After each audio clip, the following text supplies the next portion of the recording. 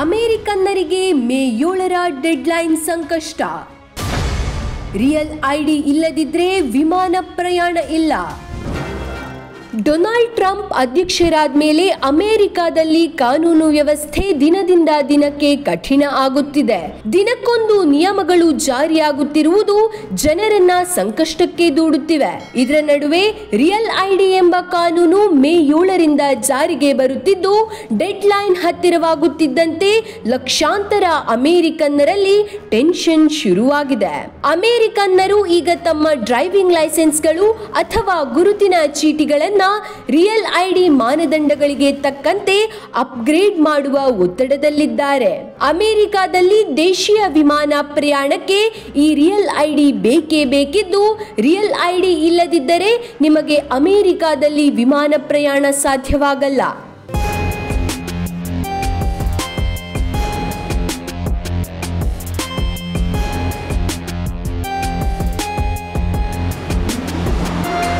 ಹೌದು, ಅಮೆರಿಕಾದಲ್ಲಿ real ID ಕಾನೂನು ಇದೇ ವರ್ಷ ಮೇ 7ರಿಂದ ಜಾರಿಗೆ ಬರುತ್ತಿದೆ. ಇದೇನು ಹೊಸ ಕಾನೂನಲ್ಲ. ವರ್ಲ್ಡ್ ಟ್ರೇಡ್ ಸೆಂಟರ್ ಮೇಲೆ ಉಗ್ರರ ದಾಳಿ ನಡೆದ ಬೆನ್ನಲ್ಲೇ ಅಂದ್ರೆ 9/11 ದಾಳಿ ನಂತರ ತಂದ ಕಾನೂನಾಗಿದೆ. ಸರ್ಕಾರ ನೀಡುವ ಐಡಿಗಳನ್ನ ದುರ್ಬಳಕೆ ಮಾಡಿಕೊಳ್ಳುವುದನ್ನು 9/11 ಆಯೋಗ ಬಹಿರಂಗಪಡಿಸಿದ ಬಳಿಕ 2005ರಲ್ಲಿ ಅಂದಿನ ಅಮೆರಿಕ ಅಧ್ಯಕ್ಷ ಜಾರ್ಜ್ ಬುಷ್ ಅವರು ರಿಯಲ್ ಐಡಿ ಕಾಯ್ದೆಯನ್ನು ರಾಷ್ಟ್ರೀಯ ಭದ್ರತಾ ಕ್ರಮವಾಗಿ ಪರಿಚಯಿಸಿದ್ದರು. ಆದರೆ ಇಷ್ಟು ವರ್ಷ ಇದರ ಜಾರಿಗೆ ಹಿಂದೆ ಮುಂದೆ ನೋಡಿದ್ದ ಅಮೆರಿಕ ಸರ್ಕಾರ ಟ್ರಂಪ್ ಆಡಳಿತ ಅವಧಿಯಲ್ಲಿ ಇದನ್ನ ಕೊನೆಗೂ ಜಾರಿಗೆ ತರಲಾಗುತ್ತಿದೆ. ಆದರೆ ಈಗಲೂ ಕೂಡ ಈ ಕಾನೂನಿಗೆ ಖಾಸಗಿತನಕ್ಕೆ ಧಕ್ಕೆ ಬರುತ್ತೆ ಎನ್ನುವ ಕಾರಣಕ್ಕೆ ಕೆಲವು ವಿರೋಧಗಳು ಕೂಡ ವ್ಯಕ್ತವಾಗುತ್ತಿದೆ. ಸ್ಟಾರ್ ಗುರುತು ಇರುವ ಐಡಿ ಕಾರ್ಡ್ ಬೇಕೇ ಬೇಕು.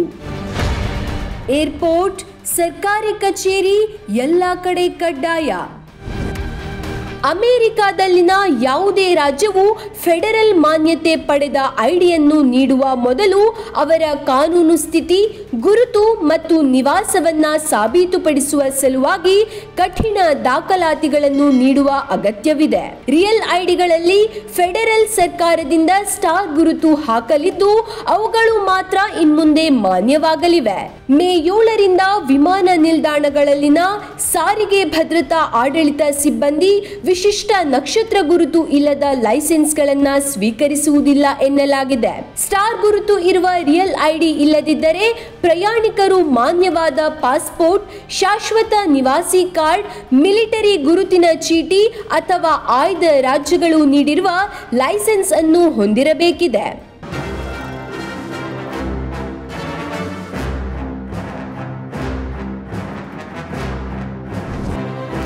ರಿಯಲ್ ಐಡಿ ಕಾನೂನನ್ನು ಮೇ 7ರಿಂದ ಹಂತ ಹಂತವಾಗಿ ಜಾರಿಗೆ ತರುತ್ತೇವೆ ಎಂದು ಹೋಮ್ ಲ್ಯಾಂಡ್ ಸೆಕ್ಯೂರಿಟಿ ಇಲಾಖೆ ಘೋಷಿಸಿದೆ. ಆದರೆ ರಿಯಲ್ ಐಡಿಗೆ ನಿಯಮಗಳಂತೆ ದಾಖಲೆಗಳ ಕೊರತೆ ಇರುವ ಯಾರನ್ನಾದರೂ ವಿಮಾನ ನಿಲ್ದಾಣದಿಂದ ಎಂಟ್ರಿಯಿಂದ ವಾಪಸ್ ಕಳುಹಿಸಬಹುದು ಎಂದು ಅಧಿಕಾರಿಗಳು ಹೇಳಿದ್ದಾರೆ. 2 ವರ್ಷಗಳವರೆಗೆ ಪ್ರಯಾಣಿಕರು ಹೆಚ್ಚಿನ ಸ್ಕ್ರೀನಿಂಗ್ ಅನ್ನು ಎದುರಿಸಬಹುದು ಅಥವಾ ಬೋರ್ಡಿಂಗ್ ನಿರಾಕರಿಸುವ ಬದಲು ವಾರ್ನಿಂಗ್ಗಳನ್ನು ಪಡೆಯಬಹುದು ಎನ್ನಲಾಗಿದೆ. ಅದಲ್ಲದೆ ಇತರ ಫೆಡರಲ್ ಸೌಲಭ್ಯಗಳು ಮತ್ತು ಪರಮಾಣು ವಿದ್ಯುತ್ ಸ್ಥಾವರಗಳನ್ನು ಪ್ರವೇಶಿಸಲು ಕೂಡ ರಿಯಲ್ ಐಡಿಯನ್ನು ಕಡ್ಡಾಯ ಮಾಡಲಾಗಿದೆ. ಇನ್ಮೇಲೆ ದೇಶದ ಯಾವುದೇ ಸರ್ಕಾರಿ ಕಚೇರಿ ಪ್ರವೇಶಿಸಲು ಸ್ಟಾರ್ ಗುರುತು ಇರುವ ರಿಯಲ್ ಐಡಿ ಕಡ್ಡಾಯವಾಗಿದ್ದು, ಇದನ್ನ ಪಡೆಯಲು ಜನರು ಒದ್ದಾಡುವ ಪರಿಸ್ಥಿತಿ ನಿರ್ಮಾಣವಾಗಿದೆ. ಈ ರಿಯಲ್ ಐಡಿ ಪಡೆಯುವುದು ಹೇಗೆ ಗೊತ್ತಾ? ಬ್ಯಾಂಕ್ ಸ್ಟೇಟ್ಮೆಂಟ್, ಯುಟಿಲಿಟಿ ಕೂಡ ಕೊಡಬೇಕು. ಇನ್ನು ರಿಯಲ್ ಐಡಿಯನ್ನು ಪಡೆಯಲು ಜನರು ತಮ್ಮ ಸ್ಥಳೀಯ ಮೋಟಾರು ವಾಹನ ಇಲಾಖೆ ಅಂದ್ರೆ ಅಲ್ಲಿನ RTOಗಳಿಗೆ ಭೇಟಿ ನೀಡಬೇಕು. ಅಲ್ಲಿ ಅಧಿಕಾರಿಗಳಿಗೆ ಪೂರ್ಣ ಲೀಗಲ್ ನೇಮ್, ಜನ್ಮ ದಿನಾಂಕ, ಸಾಮಾಜಿಕ ಭದ್ರತಾ ಸಂಖ್ಯೆ ಮತ್ತು ಕಾನೂನುಬದ್ಧ ನಿವಾಸ ಸ್ಥಿತಿಯನ್ನ ಪರಿಶೀಲಿಸುವ ದಾಖಲೆಗಳನ್ನ ನೀಡಬೇಕಿದೆ. ಜೊತೆಗೆ ರಾಜ್ಯ ನಿವಾಸವನ್ನು ದೃಢೀಕರಿಸಲು ಯುಟಿಲಿಟಿ ಬಿಲ್ಗಳನ್ನು ಅಥವಾ ಬ್ಯಾಂಕ್ ಸ್ಟೇಟ್ಮೆಂಟ್ಗಳಂತಹ 2 ಪ್ರತ್ಯೇಕ ದಾಖಲೆಗಳನ್ನು ಕೂಡ ನೀಡಬೇಕಿದೆ. ಕೆಲವು ರಾಜ್ಯಗಳಲ್ಲಿ ಇತ್ತೀಚೆಗೆ ತಮ್ಮ ಡ್ರೈವಿಂಗ್ ಲೈಸೆನ್ಸ್ ಅನ್ನು ಅಪ್ಡೇಟ್ ಮಾಡಿದ್ದರೆ ಅವರಿಗೆ ಈಗಾಗಲೇ ರಿಯಲ್ ಐಡಿ ಕಂಪ್ಲೇಂಟ್ ಕಾರ್ಡ್ ಅನ್ನು ನೀಡಲಾಗಿದೆ. ಮೇಲಿನ ಮೂಲೆಯಲ್ಲಿ ಸ್ಟಾರ್ ಮಾರ್ಕ್ ಕೂಡ ಹಾಕಲಾಗಿದೆ.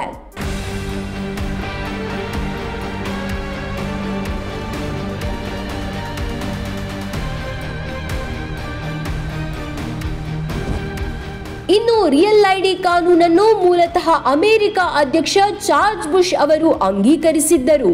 ಆದರೆ ಕೋವಿಡ್-19 ಸಾಂಕ್ರಾಮಿಕ ಸೇರಿ ಹಲವು ಕಾರಣಗಳಿಂದ ಇದರ ಅನುಷ್ಠಾನ ವಿಳಂಬ ಕಂಡಿದೆ.